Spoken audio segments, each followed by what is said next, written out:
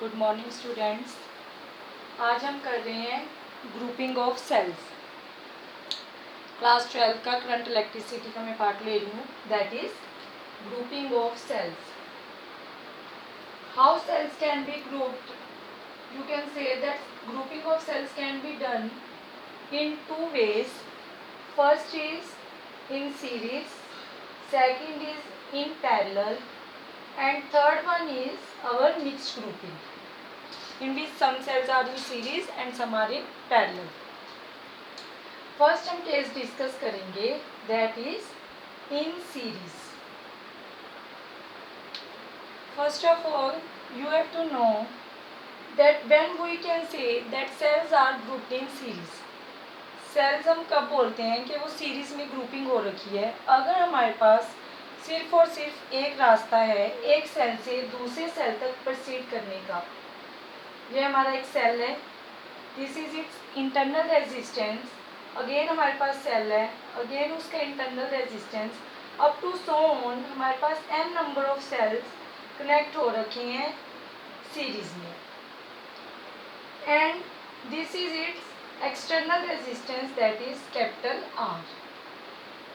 जो dotted line क्या represent कर रही है कि हमारे पास काफ़ी सेल्स कनेक्ट हुए हैं और हर सेल की EMF है जो दैट इज E, और जो उसका इंटरनल रेजिस्टेंस है दैट इज स्मॉल r। ये हमारे पास क्या है? One way to proceed from one cell to another. Here I is the current flowing through the circuit. अब अगर आपके पास n number of cells connect हो रखे हैं तो हमारे पास ओम्स लॉ के अकॉर्डिंग क्या होता है? V इज इक्वल टू हमारा रहता है IR, और V upon R is equal to हमारा क्या होता है? I के equal, that is current flowing in the circuit. अब अगर मैं इस सर्किट की बात कर रही हूँ और इसमें बोलूँ कि total current flowing in the circuit is, then I is equal to V क्या होता है? हमारा पोटेंशियल अप्लाइड। हेयर पोटेंशियल की जगह पे हमारे पास क्या है? जो इलेक्ट्रोमोटिव फोर्स है किसकी? सेल की, दैट इज E इक्विवेलेंट। हमें मतलब कि क्या है, इसमें हमने n number of cells connect कर रखे हैं। हम क्या चाह रहे हैं कि हमें n सेल्स ना हो के हमारे पास क्या हो, जो सर्किट हो हमारे पास इतना कॉम्प्लिकेटेड ना हो, वो सिंपल सा हमारे पास क्या बन जाए कि हम वहाँ पे ए इक्विवेलेंट लगा दें। रेजिस्टेंस हमारे सीरीज में कनेक्ट हो रखे हैं, उसकी जगह पे हम क्या लगा लें? एक आर इक्विवेलेंट लगा लें। देन हमारा क्या हो? एक्सटर्नल रेजिस्टेंस हो, that is capital R. Again current following is I. हमें इस सर्किट की जगह पे बस इतना सा सर्किट चाहिए, तो इसके अकॉर्डिंग आई क्या हो जाएगा आपका? E equivalent upon R plus R equivalent. Divide में क्या था? रेजिस्टेंस। रेजिस्टेंस जो एक्सटर्नल रेजिस्टेंस है प्लस में जो इक्विवेलेंट रेजिस्टेंस आएगा। तो जो E इक्विवेलेंट है हमारा means net EMF of the circuit, जो इसकी नेट EMF आएगी since cells are in series, so जो हमारे पास EMF होगी वो क्या हो जाएगी? एड अप हो जाएगी। अगर हमारे पास सिर्फ यहाँ पे दो सेल लगे होते तो 2E हो जाता। अगर n सेल्स हैं then E plus up to so on, that is n times. Mathematics है यहाँ पे, which is equal to n times अगर ये ऐड हो रहा है that is NE। It comes out to be E equivalent. Similarly हमारा जो R इक्विवेलेंट होगा वो क्या है हमारे पास? Resistance, that is total internal resistance of the circuit, that is R equivalent. R equivalent क्या आ जाएगा? R plus up to so on again n times. It comes out to be same NR। Now put in equation 1, so current flowing in the circuit is, that is NE upon external resistance plus NR. This is the total current flowing in the circuit. अब हम क्या चाहते होते हैं? कोई भी circuit है, हम क्या चाहेंगे कि हमारे पास मैक्सिमम करंट रहा हो किसी भी सर्किट से। अब इसके दो केस हैं। फर्स्ट केस क्या है हमारे पास?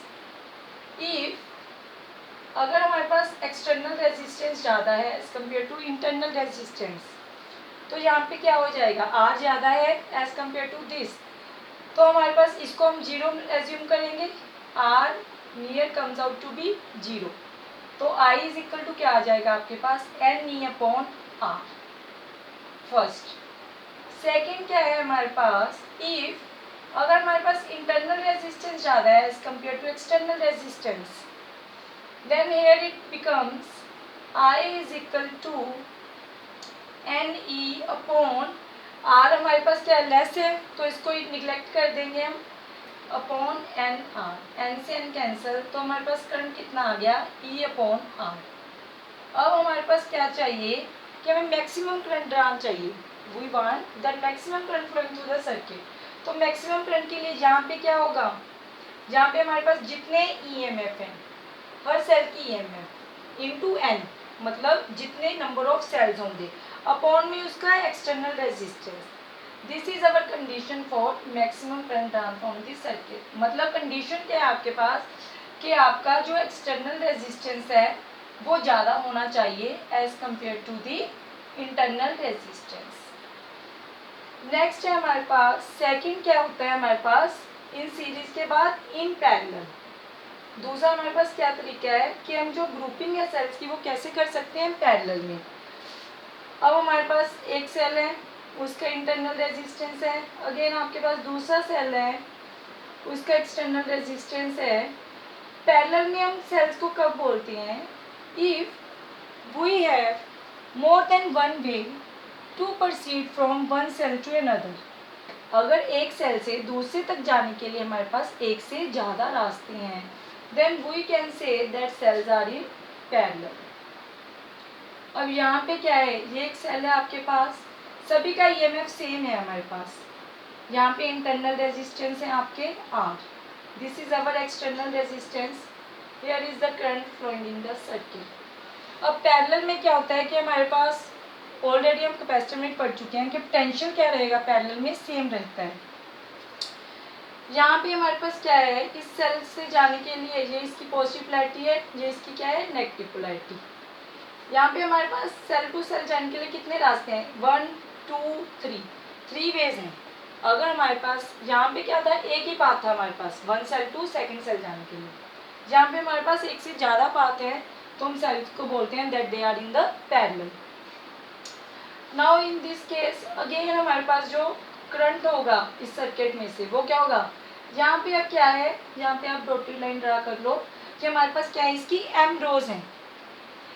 क्या है यहाँ पे कि ई सेल हैं जो, उनकी हमारे पास क्या है एम रोज हैं, और आर क्या है, ईच रो का इंटरनल रेजिस्टेंस है, सॉरी वर्टिकली हमारे पास क्या होते हैं कॉलम होते हैं। तो एम हमारे पास सेल्स हैं जो कि कनेक्ट हो रखे हैं पैरेलल में। आई इज इक्वल टू क्या आ जाएगा अगेन हमारे पास, आई हमारे पास आ जाएगा again E equivalent upon R plus R equivalent.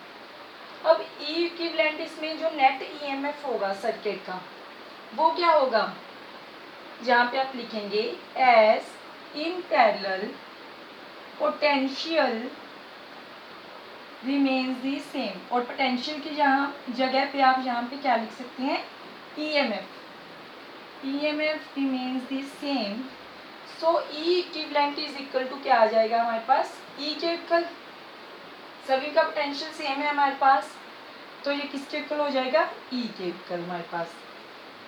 But parallel में जो हमारा रेजिस्टेंस का फार्मूला होता है वो क्या होता है, 1/r इज इक्वल टू जितने भी हमारे पैरेलल में रेजिस्टेंस लगे होते हैं, so 1/r equivalent is equal to total resistance in parallel is equal to 1/r plus 1/r plus 1/r plus up to so on m times.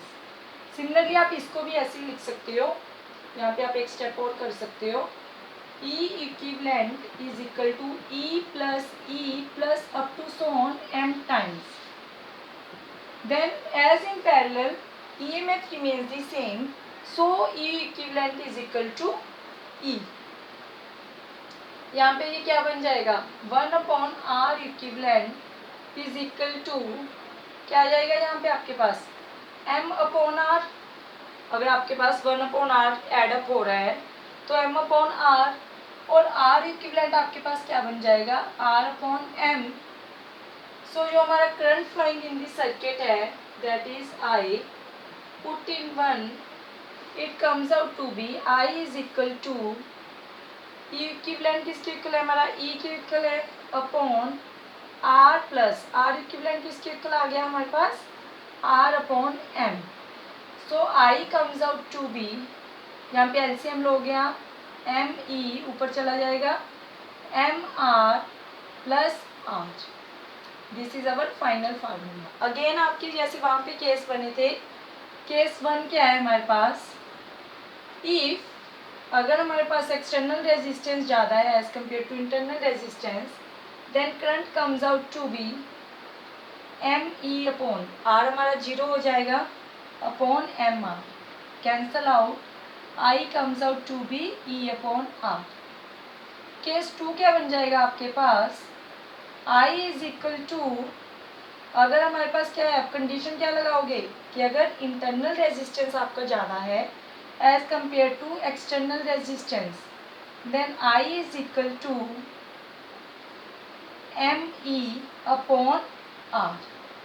अब देखिए यहाँ पे क्या है हमारे पास, हमें क्या चाहिए, maximum current flowing in the circuit. Maximum current कब होगा, अगर हमारे पास ईएमएफ ज़्यादा होगी, अगर हमारे पास एम सेल्स पैरेलल में कनेक्ट हो रखे हैं, तब हमारे पास क्या होगा, ये मैक्सिमम करंट।